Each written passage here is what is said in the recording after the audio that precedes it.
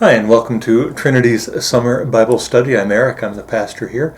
As sometimes happens in the summer, schedules did not align, so this week you get me, and just me, for our readings.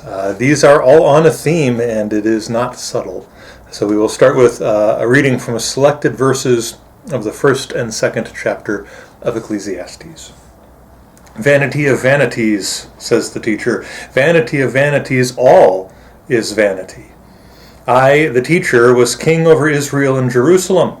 I applied my mind to seek and to search out by wisdom all that is done under heaven. It is an unhappy business that God has given to humans to be busy with. I saw all the deeds that are done under the sun, and to see all is vanity and chasing after wind. I hated all my toil in which I had toiled under the sun, seeing that I must leave it to my successor. And who knows whether he will be wise or foolish? Yet he will be master of all for which I toiled and used my wisdom under the sun. This also is vanity. So I turned and gave my heart up to despair concerning all the toil of my labors under the sun, because sometimes one who has toiled with wisdom and knowledge and skill must leave all to be enjoyed by another who did not toil for it. This also is vanity and a great evil. What do mortals get from all the toil and strain with which they toil under the sun? For all their days are full of pain, and their work is a vexation. Even at night their minds do not rest. This also is vanity. Oof. So, Ecclesiastes, we say, was written by King Solomon, the wisest of all of the kings. And yet, wow. It's not an easy book. This is not an easy reading.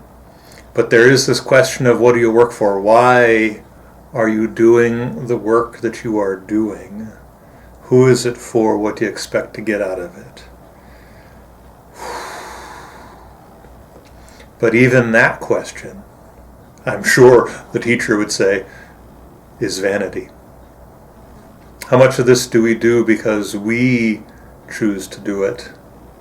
How much of this is our own making? How much time do we spend wasting about who's going to inherit what we have worked for?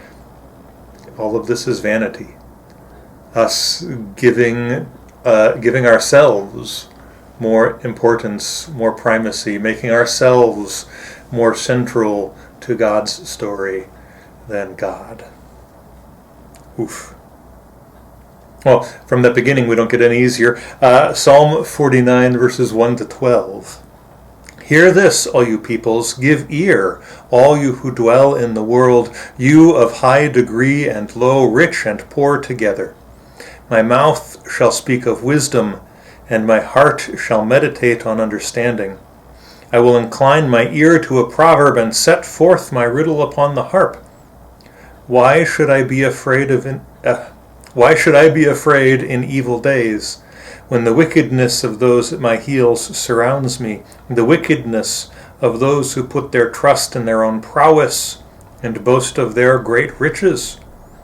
One can never redeem another, or give to God the ransom for another's life, for the ransom of a life is so great that there would never be enough to pay it, in order to live forever and ever, and never see the grave. For we see that the wise also die. Like the dull and the stupid, they perish and leave their wealth to those who come after them. Their graves shall be their homes forever, their dwelling places from generation to generation, though they had named lands after themselves. Even though honored, they cannot live forever. They are like the beasts that perish. And of course Solomon would probably add, and this also is vanity. But boy, isn't it humbling to think that as we go through life, dealing with the fact that we're going to die is a reality, And it can actually be a consolation in some times, but for most folks creates this crisis, called the existential crisis, that drives them to wonder if anything that they do is worth it. That the rich will not be able to even buy back their own life. They're going to die too. That those who are wise will also die. This is just part of what we deal with as humans. That what's right around the corner for all of us is uncertainty and a world continuing without us. Does that bring us hope? Does that drive us to despair? How do you wrestle with that? Well, I go to the second reading, which is from the 3rd chapter of Colossians. So if you have been raised with Christ, seek the things that are above, where Christ is, seated at the right hand of God. Set your minds on the things that are above, not on the things that are on earth. For you have died, and your life is hidden with Christ. When Christ, who is your life, is revealed, then you also will be revealed with him in glory. Put to death, therefore, whatever in you is earthly: sexual immorality, impurity, passion, evil desire, and greed, which is idolatry. On account of these, the wrath of God is coming on those who are disobedient. These are the ways you also once followed when you were living that life. But now you must get rid of all such things: anger, wrath, malice, slander, and abusive language from your mouth.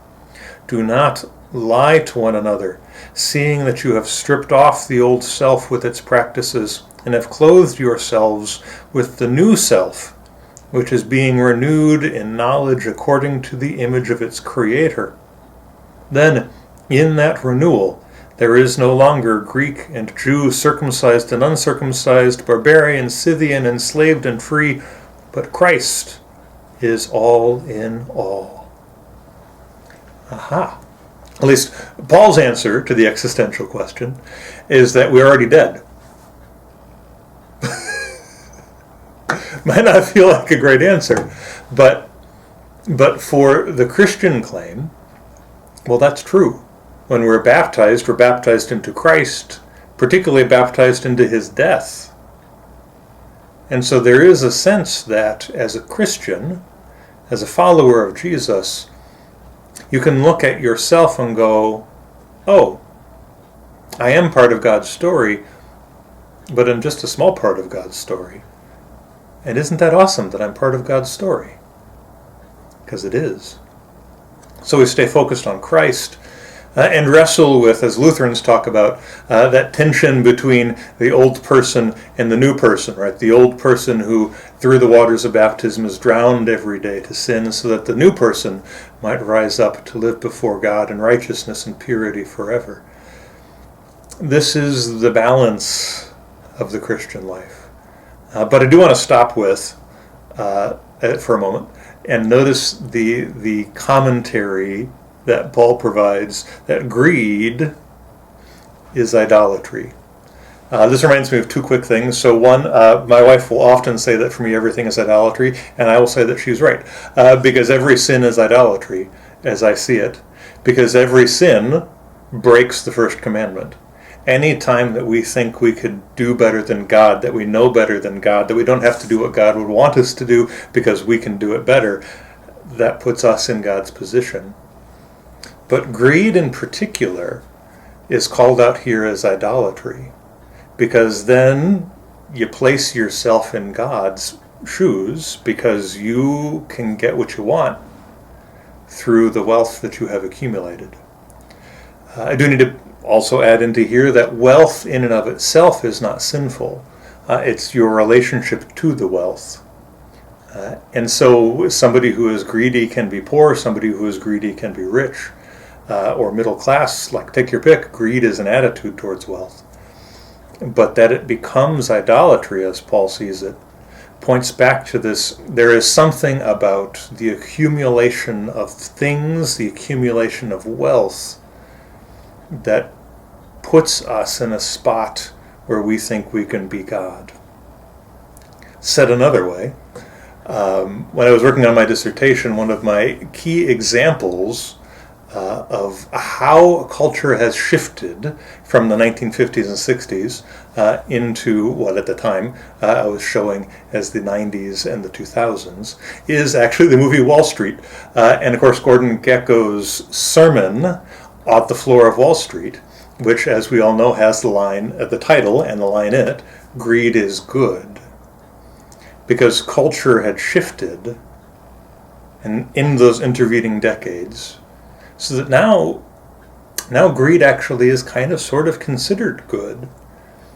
But if we are to be faithful followers of Christ, part of what we have to wrestle with is that it is possible for a person or a family to have so much wealth that it's actually sinful.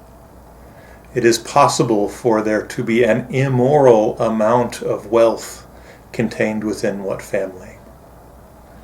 I'm not going to give you the particulars, but I want you to wrestle with that it's possible for greed, which is idolatry, to lead to the accumulation of so much wealth that it steps into being a sin. The accumulation, the hoarding of that wealth itself becomes a problem. To drive home the point, here's the reading from the Gospel of Luke in the 12th chapter. Someone in the crowd said to Jesus, "Teacher, tell my brother to divide the family inheritance with me." But Jesus said to him, "Friend, who set me to be a judge or arbiter over you?" And he said to them, "Take care. Be on your guard against all kinds of greed, for one's life does not consist in the abundance of possessions." Then he told them a parable. The land of a rich man produced abundantly. And he thought to himself, "What should I do, for I have no place to store my crops?" Then he said, "I will do this. I will pull down my barns and build larger ones, and there I will store all my grain and my goods. And I will say to my soul, 'Soul, you have ample goods laid up for many years. Relax, eat, drink, be merry.' But God said to him, 'You fool! This very night your life is being demanded of you, and the things you have prepared, whose will they be?' So it is with those who store up treasures for themselves, but are not rich toward God." It's not subtle. The accumulation of wealth, the accumulation of stuff is a problem. And I get this, actually. This is also an accusation against me, and I would say everybody who in the United States knows where their next meal is coming from. I sit in front of this wall of books, which is a kind of accumulation of stuff. Over there off to my left is a whole bunch of liturgical vestments, an accumulation of stuff. Around me is my collection of board games and accoutrements and reminders from years past, an accumulation of stuff. We are fixated on stuff. We are fixated on wealth. We as a society need to wrestle with how we think the accumulation of wealth is okay, especially at the expense of other folks who are also in this country and at the expense of the rest of the world. It's not okay for us to just keep hoarding and hoarding and hoarding and only worry about ourselves. If we want to be faithful followers of Christ, then there is something about giving away and caring for others that matters a lot more than whether I myself get to be happy and rejoice and eat and drink and relax and be merry. Hard readings for this week. So where are you convicted? How has wealth held too much sway in your life? How much stuff do you have? How much of it could you do without? Who could you support or help by giving up some of your possessions, by giving up some of your wealth? Ponder. If you're up for it, have a conversation in the comments. But for sure, think about what it means that we've inverted this relationship that we have with money in this country. And now most of us are seen as those who have as their primary relationship that of a consumer, not somebody who we first and foremost see as a child of God. Thanks for watching.